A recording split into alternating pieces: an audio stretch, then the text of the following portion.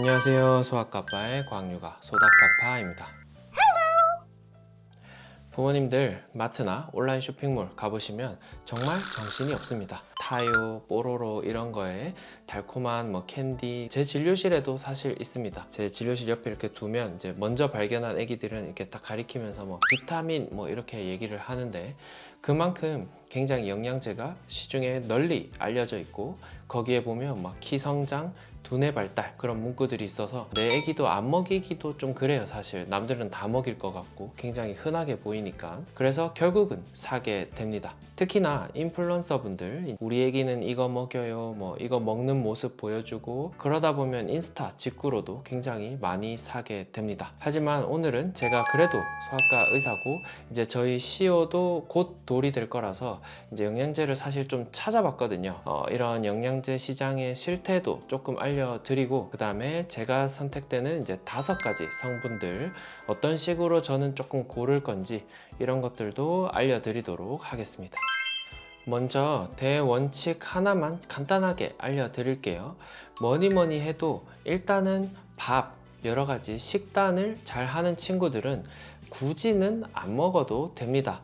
제가 예전에 분유 영상 올려드리면서도 설명드렸지만, 분유를 하루에 한 8, 900 정도 충분히 먹거나 아니면 이유식을 어느 정도 먹고 분유 보충까지 하는 애기들은 사실은 그 분유 안에 굉장히 많은 비타민들이 진짜 꽉꽉 들어차 있기 때문에 오히려 초과하기가 쉽습니다. 그래서 나의 아기는 개월수에 맞는 이유식, 거기에 남는 것들은 분유까지 잘 먹고 있고 조금 통통한 편이다.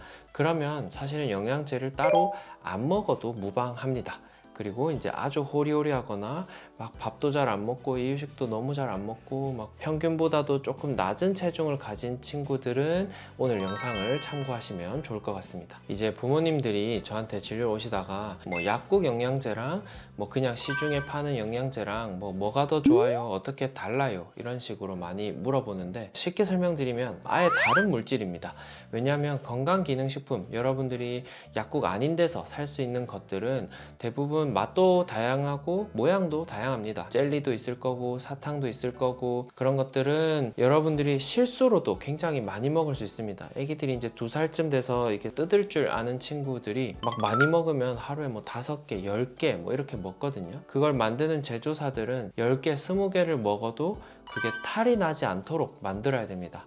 반대로 말하면 성분이 굉장히 작습니다. 젤리랑 캔디로 된 것들은 먹어도 영양 보충의 의미로 보면 그렇게까지 뛰어나진 않다. 일반 의약품은 이제 아예 다릅니다. 액상이 좀 있고 가루 있고 그 다음에 아예 알약 이렇게 있을 거고요. 그래서 이런 것들은 성분 함량도 검사하는 기준도 굉장히 다르고 맛을 내는 감미료 같은 게 없기 때문에 먹이기가 오히려 어려울 수 있습니다. 그래서 요즘 시장은 일단은 많이 먹이자, 쉽게 먹이자, 쉽게 팔자 이런 거기 때문에 맛이나 마케팅 이제 이쪽으로 더 치우쳐 있고, 유명한 제품들도 뒤에 성분표를 보시면 생각보다는 양이 그렇게 많지 않다. 그래서 저희 시오도 지금은 유산균만 하나 먹고 있고 다른 영양제들은 하나도 안 먹고 있는데요. 잘 크고 있습니다. 이제 영양제를 먹이게 된다면 제가 먹이고 싶은 성분 5개를 지금부터 설명드리도록 하겠습니다. 첫 번째는 압도적으로 비타민 D입니다. 칼슘을 아무리 먹어도 여러분들 영양제에 칼슘 들어있고, 요새는 과자에도 칼슘이 들어있고, 비타민 D가 없으면 다 흡수가 되지 않습니다. 비타민 D가 있고 거기에 부갑상선 호르몬이 있어야 비로소 이제 칼슘을 흡수하기 때문에 사실상 칼슘이라고 하는 게 모자랄 일은 그렇게까지 많지 않고, 비타민 D가 모자라면서 칼슘 흡수가 잘 안 되는 이런 경우가 더 많기 때문에 저는 이제 모든 영양제 통틀어서 애기들이 먹어야 되는 영양제는 비타민 D가 압도적으로 높다고 생각을 합니다. 양은 이제 12개월 미만은 400유닛, 그 이상은 600유닛, 이제 몸무게가 조금 더 나가면 1000유닛 이 정도를 먹게 되는데, 사실 제일 좋은 건 액상이 제일 좋은데 여차하면 이걸 다 먹을 수 있으니까 보관을 꼭 애기 손에 안 닿는 곳에 하셔야 되고, 액상 비타민들은 또 이제 처방용으로 나오는 것도 있고 이제 처방 아닌 것들도 있으니까 그 양이나 품질 이런 것들을 조금 잘 고민하시는 게 좋을 것 같습니다. 두 번째는 철분입니다. 제가 철분은 영상도 벌써 몇 개나 만들었을 정도로 굉장히 중요한 영양소이고, 보통 7mg을 꾸준히 먹으면 부족할 일은 거의 없다. 제가 지난번에 그렇게 설명을 드렸는데, 분유를 먹고 이유식도 잘 먹고 특히 이유식 중에 고기류들을 잘 먹으면 보충이 크게 부족할 일은 없지만 이제 돌이 넘어가서 밥만 먹고 편식을 하면서 평균보다는 조금 덜 큰다 이런 친구들은 서서히 부족해질 수 있고 특히 작은 애기들은 뇌세포와 신경 발달에 굉장히 깊이 관여하기 때문에 저는 꼭 미리미리 보충을 하라고 하고 또 오히려 과잉이 되면 이제 철분의 독성을 나타낼 수 있기 때문에 막 꼭 필요하다고 무조건 막 많이 이렇게 한 것보다는 7mm에서 뭐 지금 시중에 파는 10몇 mm 그 정도 사이에 용량을 꾸준히 먹이시는 게 제일 중요할 것 같습니다. 그 다음 이제 선택 사항으로 3개를 더 설명드릴 건데요. 첫 번째는 칼슘입니다. 이제 애기들이 이제 돌이 넘어가면 이제 우유나 뭐 아니면 이제 돌 전에 이유식 하면서 뭐 이런 것들 유제품들을 먹기 시작할 건데 우리 아이는 유제품을 하나도 안 먹는다. 막 우유는 경기를 일으키고 뭐 치즈 같은 것도 잘 안 먹는다. 이런 친구들은 이제 칼슘이 섞여 있는 제품을 먹이시는 게 좋을 것 같고 막 우유를 뭐 200ml씩 뭐 300ml씩 나중에 커서는 500ml씩 잘 먹는다. 그러면 억지로 보충할 필요는 없습니다. 오히려 과하면 이제 변비나 결석들이 생길 수도 있으니까 유제품을 거의 안 먹는 친구들만 선택적으로 보충을 하는 게 좋을 것 같습니다. 그 다음이 아연인데요. 아연은 이제 면역력 관련해서 굉장히 홍보가 많이 되고 있고 아기들 영양제에 사실 아연 없는 게 거의 없을 정도로 아연은 두루두루 많이 포함이 되어 있습니다.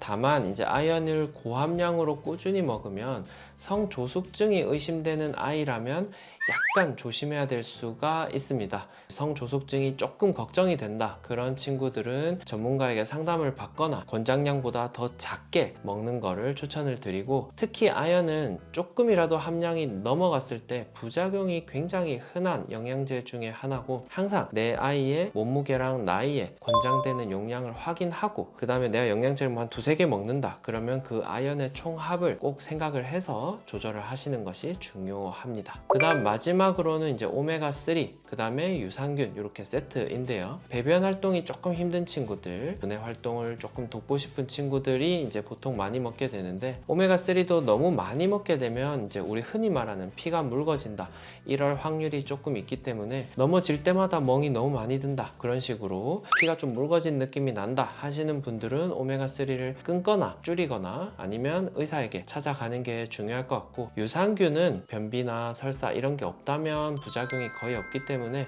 저희 시오는 지금도 먹고 있고 앞으로도 계속 먹일 예정이고 여러분들도 나에게 맞는 유산균을 찾아서 꾸준히 먹이시면 요거는 좀 도움이 될 것 같습니다. 마지막으로 이제 약국 영양제 우리가 흔히 말하는 건강기능식품 말고 이제 약국에서 사는 영양제들은 안전하게 복용하기 위한 체크리스트가 조금 있는데 첫 번째는 함량을 꼭 확인해야 됩니다. 특히 뭐 아연 이런 것들은 뭐 이곳저곳에 다 포함되어 있어서 여러분들이 다 합쳐보면 굉장히 많은 경우가 좀 있거든요. 그 안에 몇 미리그램이 들어있는지 우리 아이 몸무게나 나이에 맞게 먹고 있는지 이런 거를 꼭 확인해 보셔야 되고 그 다음에 화학 첨가물이 당연히 없는 게 좋겠죠. 요즘에 이제 사탕류 캔디처럼 많이 나오면서 안에 막 당류, 설탕들 막 범벅돼 있고 무슨 향료 이런 것들 범벅돼 있는 것들이 많은데 너무 쓴 가루나 약을 못 먹으면 어쩔 수 없겠지만 그래도 조금 최소화돼 있는 것이 더 안전할 것 같습니다. 그 다음 이제 우리나라는 전문의약품, 일반의약품은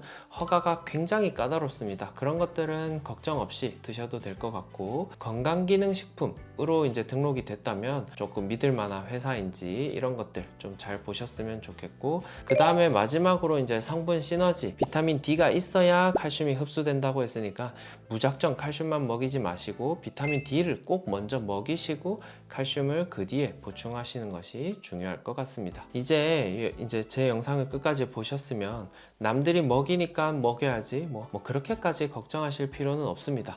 왜냐하면 이제 소아과 의사인 저도 아직 안 먹이고 있고 나중에 먹이더라도 비타민 D, 칼슘 철분 요까지는 먹일 것 같고 유산균 먹일 것 같고 오메가는 잘 모르겠습니다. 그러니까 여러분들도 안심하고 그냥 검증된 영양소 요 5개 안에서 고르시면 안전할 것 같습니다. 오늘 영상이 도움이 되셨다면 구독, 좋아요, 알람 설정까지 부탁드리고 궁금한 점은 댓글 남겨주시면 제가 또 이걸 일일이 지금 답변을 못 드리고 있어요. 제가 답변을 드리면 이게 혹시나 이제 의료행위로 간주가 될까봐 저는 조금 조심하고 있는데 다음에 이걸 다 모아서 영상으로 한 번씩 제작을 해보도록 하겠습니다. 안녕.